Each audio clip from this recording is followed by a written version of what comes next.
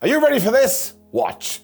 That's right. I have totally disappeared, and you're out there in YouTube land going, what the flub is going on? Now, it doesn't really matter when I do it because who cares about me, but when it comes to professional wrestlers, especially wrestlers that you do like, if all of a sudden they're not around anymore, you start to be a bit of a sad panda. So hello, my name is Simon from What Culture. Thank you very much for joining in as always, and please hit the subscribe button. And here's 10 wrestlers who have totally disappeared. Number 10, Dana Brooke. So let's talk about this correctly. There was a time there when Dana Brooke was all over WWE TV, especially when she became the 24/7 champion. Now, bless her heart, she tried her best to make this something serious, but she was fighting the WWE machine that just wanted to make it a joke. You can also tell that she does really care about this, and she puts the effort in, which I always respect. And then one day, she just totally vanished. The reason it was even stranger is because it tied into that story where Dana, Reggie, Tamina, there's nobody meaner, and Tozawa were all getting married. Then they didn't get married and Reggie was jumping off trucks. And then we just stopped this, although to be fair, I can see why. So wrestling-wise, I don't know what she's doing, although I'm sure life-wise, she's having a nice time. And even though she does pop up on Main Event here and there, I don't even know what Main Event is there for anymore. I mean, who even watches it? So maybe you know better than I, and you can let me know in the comments below. This was really, really odd. Number 9, the Good Brothers. So if we do believe the rumor mill, when Gallows and Anderson re-signed with WWE, they were like, look, we don't want what happened last time to happen again. So if you don't need us for TV, can we just stay at home? WWE was like, yeah, that makes sense. So given when they returned in October 2022, they were re-teamed with AJ Styles, it stands to reason that the Phenomenal One got injured. All of their plans was them as a trios. So right now, the Good Brothers are just chilling at home. I mean, they were advertised for a match in March 2023, but that never happened. And they did have the odd bout here against the Alpha Academy.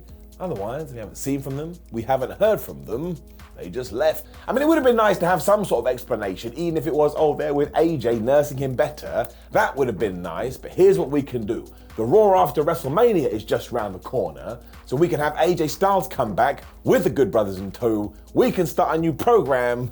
Everyone will be happy again. Number 8, Shanky. So this was bizarre, because Shanky had befriended Jinder Mahal as they decided to become a tag team and I guess go for the tag team titles, when Shanks decided, nah man, I prefer to dance. He started doing dancing and sometimes accidentally distracted Jinder to the point they would lose matches. All of that is true. Mahal would get super mad about this as well. To one day Shanky just wasn't on TV anymore, so maybe Jinder killed him. And do not forget as well that one of the main reasons he was on TV is because he was so massive, but we never actually highlighted that at all because we just wanted him to wiggle his hips. Now I'm sure you can work out this was very much a Vince McMahon push, so when he went away and Triple H came in, suppose he just changed his mind. It gets even deeper because while Mahal and Veer, who also disappeared for a little bit, have found a new home on NXT, we haven't seen Shanky since. Nobody has said a word. I don't even know if he's still employed. So I do hope he's all right, and maybe he's doing a Forrest Gump. Although when Forrest ran for miles around America, maybe Shanky is dancing. I would pay a lot of money for that. Number 7, Pac. So this one does need to be approached a little bit differently because ever since he has been in AEW, he has had visa issues and he's had travel issues. So maybe something is happening with that and we don't know. This is absolutely a huge shame though, because I always like having Pac on my TV and he's probably the best pure wrestler in the world. I never actually know what that means, but in terms of doing moves and making them look so damn effortless, Pac at number 1. After the madness of All Out 2022 though, the Death Triangle did become the Trios champions. They then had that awesome Best of 7 series with the Elite. They lost the belts, and ever since then, I don't know where Pac has gone. And when you do a little bit of research too, it feels like the only match he's had in the interim was with OTT, who are a great promotion by the way. What I would like to happen is that we can find a way to be consistent, because are you telling me you wouldn't want to see Pac one day as the AEW World Champion? You absolutely would. And if not, why? That's never gonna happen if he can't be available for every show. So we keep everything crossed again. I'd like this to happen. Number 6, Miro. I was always gonna talk about this, because I love Miro or Rusev. Call him whatever you want. He's amazing. Another guy I'd be happy to be crowned world champion tomorrow. We haven't really seen him properly since 2021 when he was the TNT champion. Don't forget he lost that belt to Sammy Guevara, and I still think that was a mistake. Miro could be TNT champion right now in March 2023, and I wouldn't be moaning. Now, he did take some time off in 2022 to film a TV show, but ever since then, nothing. There was a rumor that apparently he'd sat down with Tony Khan and they discussed creative, and they couldn't come to a middle ground. But even then, why has it been so long? This guy is great. I don't want to speculate too much because, again, we don't know what's going on, but if he did return, everybody would go crazy like a mother hubbard. Honestly, after he lost to Bryan Danielson in late 2021, I think he's only had 4 televised matches. 4! Doesn't make any sense. 2 + 2 equals potato.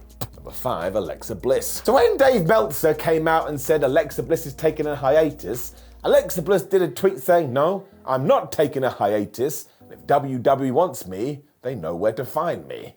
Now, wrestling is a work, let's not forget, so it could all be part of the plan. But yeah, when she did lose to Bianca Belair at the 2023 Royal Rumble, that was it. She was gone. The real strangeness is that before this, Bliss was inserted into a proper storyline with Bray Wyatt and Uncle Howdy, and old Unc had even done some dancing to assist her in the build-up to that match with Bianca. Now, I can't believe you'd plant all these seeds and then just forget about it. So maybe we'll get to WrestleMania and finally it will make sense. Now, I do actually prefer the Alexa Bliss character without all this spooky wooky stuff, but she seems to enjoy it, and that is massively important. So eventually, I imagine we'll take these chess pieces and we'll bring them together, and finally we can go, I get it. I do have to say she hasn't been mentioned once on WWE TV since, though. No other television program would be able to get away with this. Maybe that's why sports entertainment is so good. Number 4, Powerhouse Hobbs. This has been rectified now, which is why I wanted to include Mr. Hobbs, because it goes to show that any situation can be rectified. But after his feud with Ricky Starks, which did not go as long as it should have done, all of a sudden it did feel like, oh, wait a minute, I think we're doing something with Hobbs here. We should keep an eye on it. He also flew into Full Gear to take on Wardlow and Samoa Joe for the TNT Championship, and when he didn't win, all of a sudden, he just wasn't here anymore. And we did have these random Book of Hobbs videos, which were so good, so I was like, well, he'll be on TV tomorrow. Well, he'll be on TV next week. He'll be on TV in 2 weeks. But he wasn't. And then even the videos got a bit sketchy. And actually, it turned out we had a bigger plan. Because AEW wanted to wait until they returned to California, which is where Powerhouse Hobbs was from, so he could have a hometown hero welcoming, which he did get. And then he won the TNT Championship, and now he's teamed up with QT Marshall, and it feels like he's gonna get a massive push. The dude also rocks as well, and if we do keep featuring him and we are able to ride this momentum, I tell you, it's somebody else that could be AEW World Champion within the next 12 months, and he will look so badass with that belt. I love the Powerhouse. Number 3, Anthony Agogo. So full transparency here, I very much like Anthony Agogo. We have chatted at many an independent British wrestling show, and it's always a pleasure. And there was a time a couple of years ago where it was like, we are about to go with Anthony Agogo. This is why I don't deserve to have a job. And sure, that Cody Rhodes feud was a little bit weird and didn't really go in the direction that anybody had planned. I mean, both guys have talked about that. But you're allowed to have the little bit of a hit and miss here and there. I mean, that's why wrestling is so great. A lot of it is just trial and error. But even when he was in the factory, it looked like there was some kind of future planned here.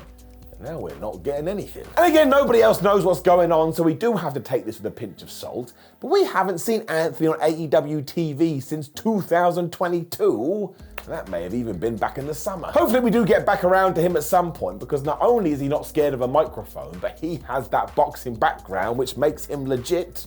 You can't teach that. And look, to be fair, there are a few dudes at the moment who are struggling to find their place, so maybe he's just been caught up with that. One day, if we do it right, Mr. Agogo will fly. Number 2, Shinsuke Nakamura. Seriously, where did he go? Such is the madness of this one, that in 2023, Shinsuke Nakamura has wrestled more for Noah than he has for WWE, and that should never be a thing. And look, he could be injured or something, but every time that does get brought up, it's refuted. Given what we did in 2022, I thought we were just about to pull the trigger. Nope. Because he was showcased in that gauntlet at the start of the year, and he had that amazing tag team with Rick Boogs that was genuinely entertaining. But then Boogs got injured at WrestleMania 38, And apparently someone went to Nakamura and said, ha ha, now you get nothing. This was doubly upsetting though, because straight afterwards we teased that we were going to do something between Shinsuke Nakamura and Roman Reigns, which did tie in, but nope, we took that ball and we just dropped it in the ocean and it was never heard from again. And the last time we saw Shinsuke was at the back end of last year when he was in that WWE SmackDown World Cup, losing to Santos Escobar. But look, as long as he's happy, as long as he's healthy, and as long as he's having a good time, that's all that really matters. Number 1, Shawn Spears. Now it seems very likely that Shawn Spears became a dad recently, and if that is true, screw wrestling. You've got to go out there and bring up your boy or your girl or your son or your daughter. That is way more important. While we are here though, let's not forget about how good Mr. Spears was when it came to the MJF and Wardlow feud. He was an absolute riot as Wardlow's accountability buddy, and he totally understood his role because we had that steel cage match. He got his ass whipped. It was a shame there wasn't more fallout to this, because when Wardlow did become the TNT champion for the first time, I thought we could do this proper feud. Maybe we could have done, but then Shawn was gone from TV. Again, if he is just living his life, then more power to him. But I tell you what I wouldn't mind, if he did return, and once again he hitched his wagon to none other than Maxwell Jacob Friedland. They were always great together, and given that MJF is the world champion right now, Spears could be some kind of protector, and eventually they could fall out and you could have some kind of TV title match that of course Shawn Spears loses, but then he would be a mega babyface. I like it. He would absolutely smash it though, because he's proven time and time again that he just understands.